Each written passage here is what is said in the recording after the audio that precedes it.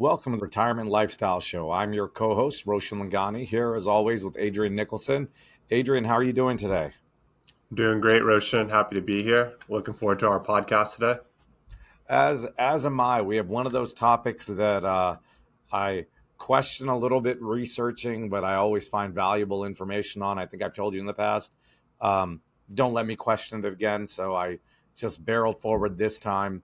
We're looking into 2025. So I found this white paper on JP Morgan's site, JP Morgan Asset Management Markets Insight section, which is the 2025 year ahead investment outlook. I would review multiple of these just to get multiple opinions and thoughts. The JP Morgan outlook was so in depth that I will focus on this today, and depending on what we decide later, maybe we'll come back to it. But I'll go ahead and dive right in. It starts out very interesting. It's saying that we're in a post-pandemic, inflation surging era where central banks went from tightening policy, although we've had above average economic growth, and now things are getting back to normal. And they're saying the cyclical storm passes, but policy fog settles in. So, which means that we're looking at seeing what's going on from a policy perspective. And I actually really liked how this section, just because it shows what a strange time period we're and they're saying we are just getting through it, right? So if you really go back and look at that time frame, they're looking at a 4-year window, right? And saying we're just getting back to normal times. I feel like as we live in it, it doesn't necessarily always look or feel that way. What are your thoughts on that? Do you think, well, one, I think you'd agree we're in strange times. Do you think things have finally gotten back to quote unquote normal?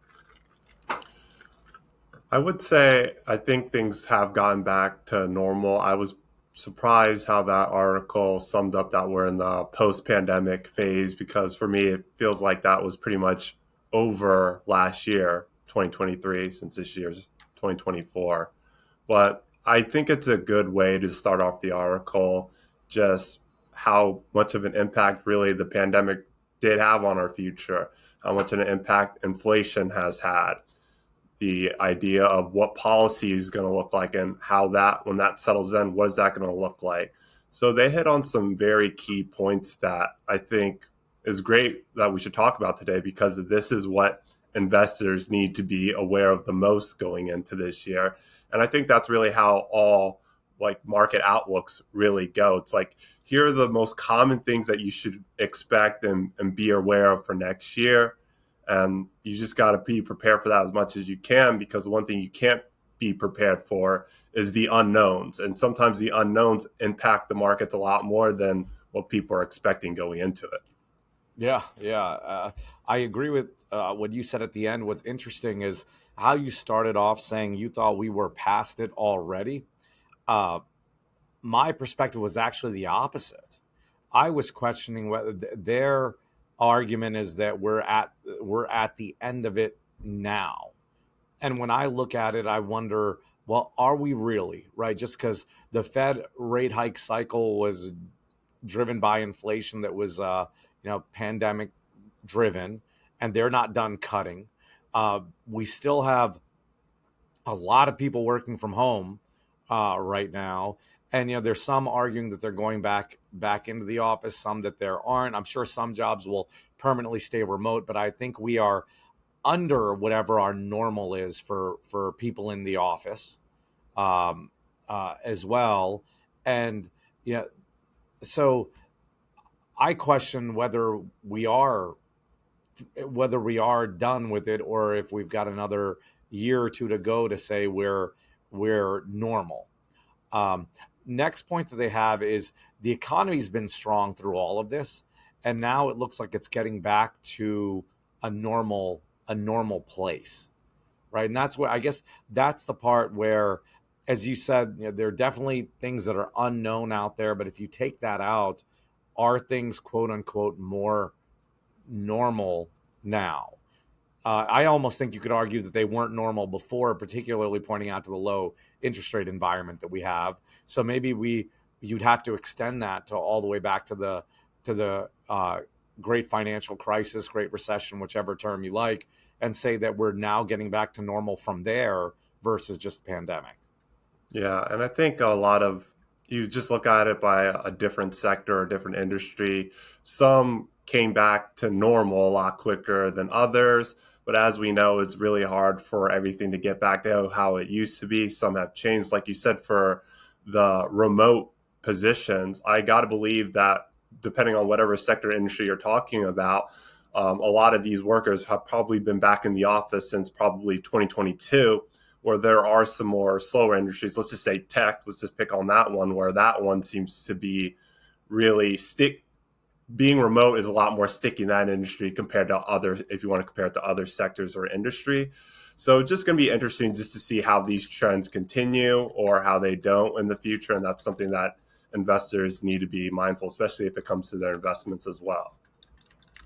Well, and when you mentioned tech, I was wondering just because recently with post election and Elon Musk and Vivek Ramaswamy having the Department of Government Efficiency and talking about people getting back to office, I was actually thinking more about the government as well, right? So as far as return to work, I think that also might be because of where we're located, being in the DC metro area. I just did a quick search as you were saying this, but according to a CNBC article, um, it looks like half the government employees are back in the office. Although that is dated, as far as that article is about a year old. So I do wonder what percentage of government employees are back in the office, really, because they're making um, so much noise about it politically, of people coming back in. So it's another thing from the pandemic that I think is still lingering. Granted, not from we went from 100%. So even if it was half, that's half that are in versus zero. So that is, and these things take time, right? Things don't flip and turn overnight. Um, Yeah.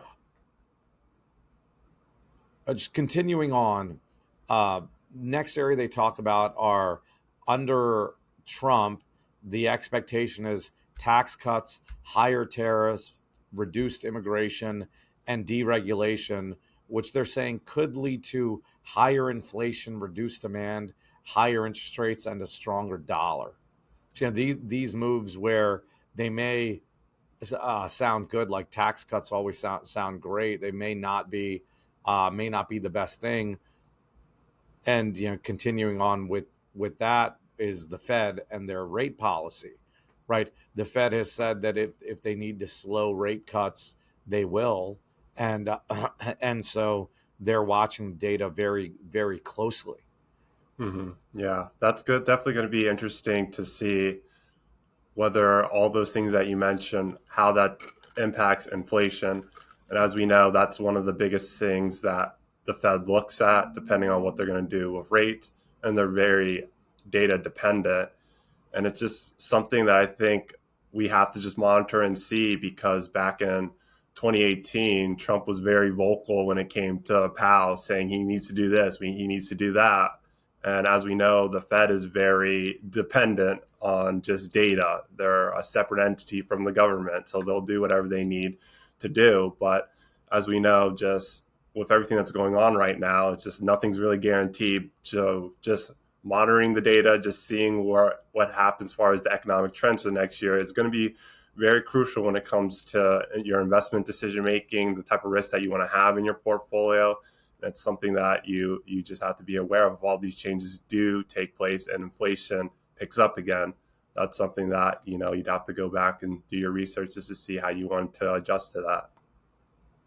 Yeah, yep, I definitely agree. I think with all of this, doing your research, that's essentially what this is: research that we look at, trying to get as much data as we can to make Hmm. good decisions. Um, with the Fed cuts, what's interesting to me is they're saying the most hawkish is suggesting only two more rate cuts of 25 basis points. The most dovish is suggesting additional cuts of 175 basis points, and the markets are pricing in about three 25 basis points cuts. So closer to the low end, to the hawkish side than the dovish side. So I think that does leave room for potential surprise there, in that if they are a little bit higher, you could get a surprise to the market, which might lead to good equity performance next year. It might be one of the many factors. Let's jump into that section. Their thoughts on equities. Here's an interesting data point that I had found from there, looking at performance. And I wrote down I have a typo in my notes, so I'm pulling it back up through the article. But it said the Magnificent Seven accounted for 63% of the S&P returns in 2023 and 47% of the S&P returns so far in 2024.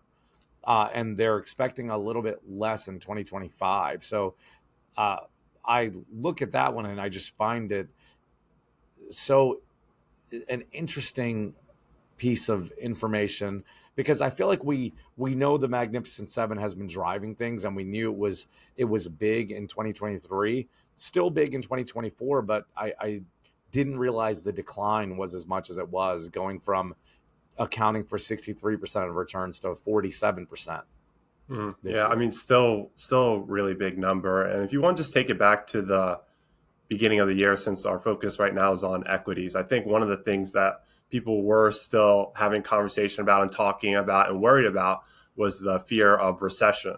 And that was like a big thing that was moving the markets, and whether it was going to happen or not. And there's just a lot of conversation going around with recession fears. And as we know, that does play an integral part when it comes to equity and investing in that. And what you just brought up, the Magnificent Seven, I don't want to say they're recession proof, but again, those are some of like the best performing companies right now that have been experiencing some of the strongest gains. And to add on top of that, the broadening has happened to a degree, but it hasn't really happened in all areas of the market. Where again, like you said, the Magnificent Seven has been pushing the indexes the most this year. And that too is something, is that trend going to continue into next year? And I guess that's just the number one question, since we're talking about equities right now, is do you bet against the Magnificent Seven in 2025, or do you try and find deals and look somewhere else? Because yes, the broadening has started and has happening, but there are still some companies that are still well off their all-time highs, which some of them were experiencing towards the end of 2021, beginning of 2022, and aren't even close back to that level, where you have some companies, especially the Magnificent Seven, that are breaking the record highs. It's something that's going to be really fascinating, and something that, investors are going to want to see what happens come next year. Yeah, and the broadening, I think you're right on about that. Yeah, and you said something that to me would be almost a little scary, would be betting against the Magnificent Seven. I wouldn't necessarily bet against them. I think this is more of a discussion of, should you put your money elsewhere? To me, when you say bet against them, that to me thinks either A, you're predicting they're going to go down, or talking about a short position, which I don't think you meant that. I don't want to put words in your mouth, Well, but what I when meant you by said that. betting against the Magnificent Seven is, let's just say you had two investment options. One is, let's just call it stock A. And then the second option is the Magnificent Seven. If you go with stock A, that's what I kind of mean by you're just betting against them, because you're not putting your money in there. Yeah, and I thought that's what you meant. I just wanted to make sure it was clear, and I realized that we should also name the Magnificent Seven, which are Apple, Microsoft, Google, Alphabet, Amazon, Nvidia, Meta, and Tesla. And so those are the Mag 7 stocks that have done phenomenally well the last couple of years. Now, once again, not advice, just areas to research. And these are what JP Morgan sees as potential opportunities. But industrials, energy, and materials have been weak due to manufacturing activity. But as cost of capital declines with lower interest rates, capital expenditures could return. So there's a potential opportunity They're saying durable goods tied to housing could see a boost. Um, Financials will benefit from increased loans. Falling in falling rates could increase the value of bond proxies like utilities and real estate.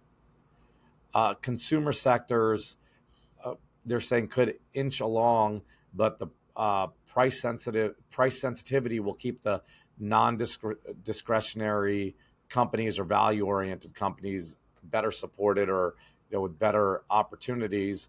And then, Adrian, what I was thinking of when you had mentioned other areas, were more mid and small cap stocks. Small cap stocks last year, for our listeners, you may remember we actually discussed it twice in 2024, once at the beginning of the year and once in the summertime, that their valuations, the disparity of valuation between small and large cap is I can't remember exactly, but it's one of the largest it's been in history. So, and I think later the second half of the year, you were seeing some opportunities there. So with those areas, I just gave you a lot. Any initial reactions or any of those areas that stand out to you?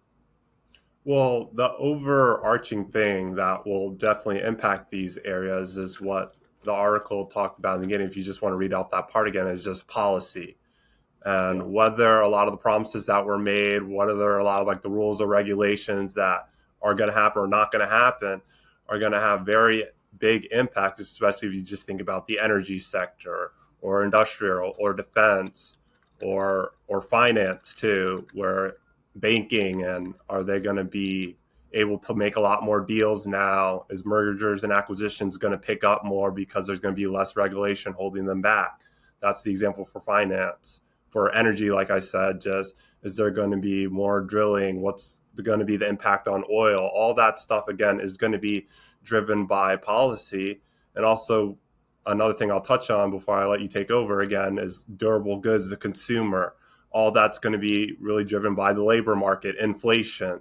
So there's a lot of overarching economic trends or economic concepts that you really have to be mindful of going into this year, because they do have significant impacts on these industries and sectors that I just mentioned. And deciding where you're going to have your money in going to 2025 is just going to be crucial to your overall portfolio. Yes. Yeah. And that's what I think you use this information, right? Is to give you ideas of where to look, or what you're thinking as an investor. Does it line up? Are they counter to that? And then where do you want to dig? Where do you want to dig deeper? Where do you want to research? Right. So, like, just as an example, I definitely will look at personally at valuations and at growth and returns on equity on the companies, and pretty quickly it can tell me, hey, this is an area worth going deeper into, or move on. This isn't an area to look into. Um, One last piece I want to cover, which I talked about in a recent uh, episode, which is AI. They talk about secular spending in AI, and the energy transition, and diversifying the supply chain will give a tailwind for the markets. So um, that should benefit real estate, in the data centers specifically, uh, engineering and construction, nuclear and renewable power, energy transition, gas powered electricity, cooling technologies, um, just electrical component, uh, um, just to name a few areas, right? So with with this, similar to the theme we talked about, I don't think the AI story is gone, and a lot of the Magnificent Seven will either be participants, suppliers, providers in the space. So I don't think that story's over. So I have no idea what percentage of the S&P returns the Magnificent Seven will provide last year versus this year or the year before, but I wouldn't be shocked if they maintained a big percentage. still, just with the tailwinds of the AI spend this year. I mean, the momentum is definitely strong going to the new year. I mean, that's something too that I think my biggest concern or biggest risk may be, again, just what's the global trade going to look like when it comes to tariffs being added on.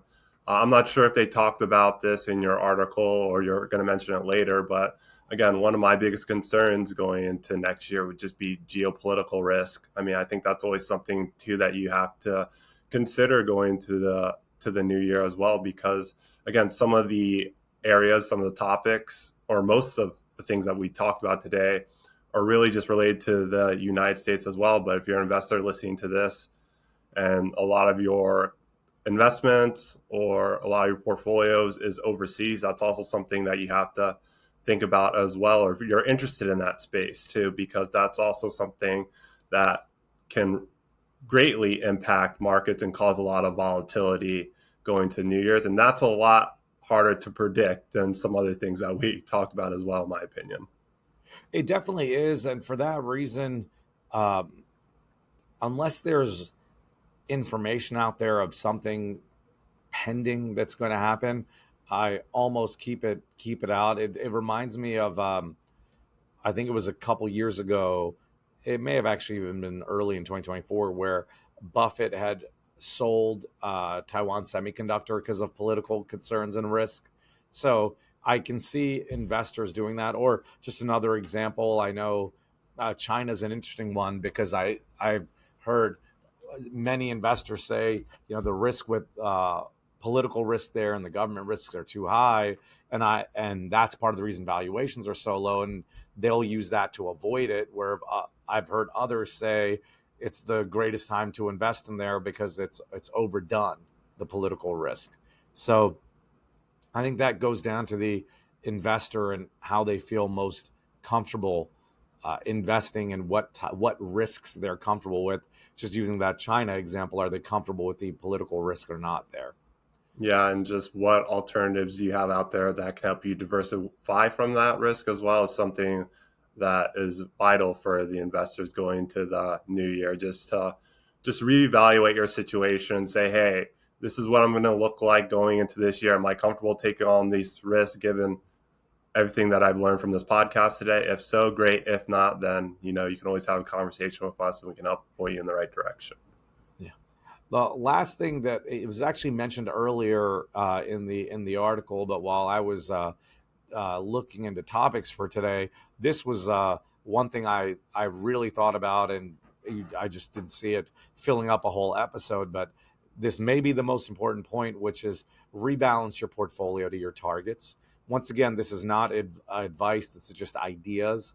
Rebalancing your portfolio means if your target at the beginning of the year was 50% stocks and 50% bonds, and your bonds stayed flat and your stocks were up 25%, you're now going to be at roughly, and let me do the math on this, you're going to be roughly at about 60% or more than 60% in stocks right now and 40% in bonds. So what rebalancing does is it'll help make sure you're in the right risk tolerance level for you, right risk category for you. So maybe you've got too much in stocks right now simply by how much it's gone up. The other thing it can potentially do for you as well is it'll help you sell some winners and buy some losers. In this example, you'd be shifting money from stocks over to bonds, and that may be a good opportunistic move. So once again, this is not advice at all. It's just an idea. I did highlight it as what I think is one of the top ideas today, where I think you should spend some time and look into. And if you don't have any targets for your portfolio, this could be a good time to develop them. And then you determine whether rebalancing right now is the move for you or not. So I think rebalancing is something that you can do pretty easily, and it can help you manage your portfolio and minimize the risk when you take that step. Yeah, very great discipline to have. I mean, I think that's just a perfect example going into the new year. I could see some people listening to this podcast right now and be like, that just something that I just don't want to do because maybe my equities have just been doing so well. And again, that could be you fighting your discipline, fighting those principles that you put in place. But it's, as we learned before in this podcast, the principles and the disciplines that you set forth sometimes are the things that help you out the most during volatile times in the markets. Yes. Yeah. And at the end of the day, you want to protect your portfolio, but also manage your behavior, right? You don't want to put yourself in a position where there's a big decline and then that decline makes you make another bad decision of, selling at bottoms. So making sure you're managing your own style and behavior as an investor is part of what rebalancing is all about. We hope you found this episode helpful today. Please like, subscribe, give us 5 stars, and take control and achieve your goals.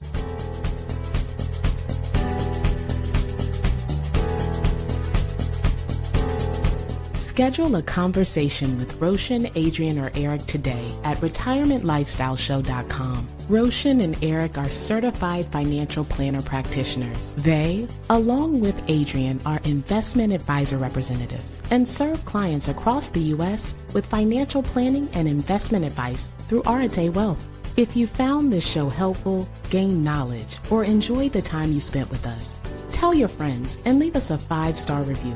This will help others discover the show. To access our show notes, to download any of the tools mentioned in today's podcast, to ask us a question, or to schedule a conversation, go to retirementlifestyleshow.com. All opinions expressed by podcast hosts and guests are solely their own.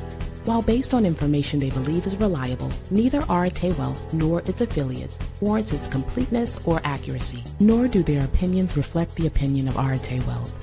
This podcast is for general informational purposes only and should not be regarded as specific advice or recommendations for any individual.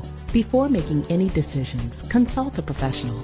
The show hosts offer investment advice through Arete Wealth Advisors, LLC, an SEC-registered investment advisor, and securities through Arete Wealth Management, LLC, member FINRA, SIPC, and NFA. Finally, our music is The Chance by Jason Shaw and Audionautics.